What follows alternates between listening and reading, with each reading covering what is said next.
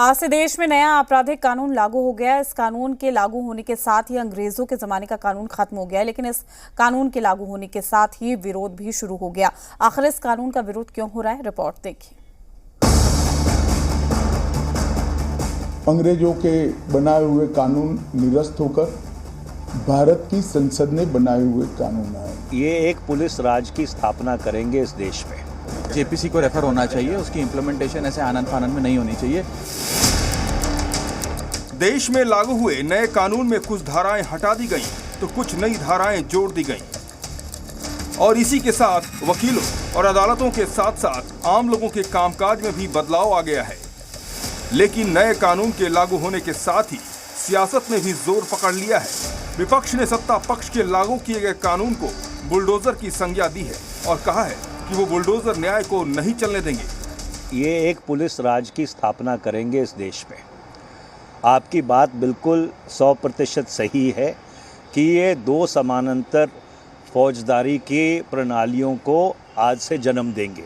देखिए, आम आदमी पार्टी की शुरू से ओपिनियन रही है कि पहले उसका एक रिव्यू होना चाहिए, जेपीसी को रेफर होना चाहिए, उसकी इम्प्लीमेंटेशन ऐसे आनन फानन में नहीं होनी चाहिए, उसके बड़े फार रीचिंग कॉन्सिक्वेंसेस।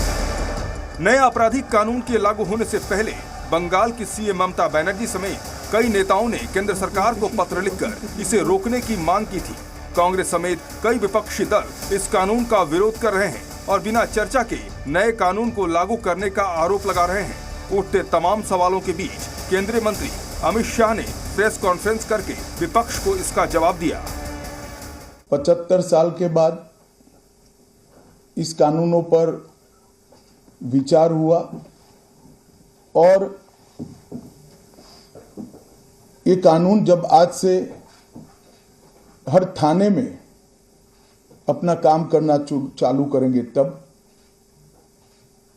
अंग्रेजों के बनाए हुए कानून निरस्त होकर भारत की संसद ने बनाए हुए कानून आए।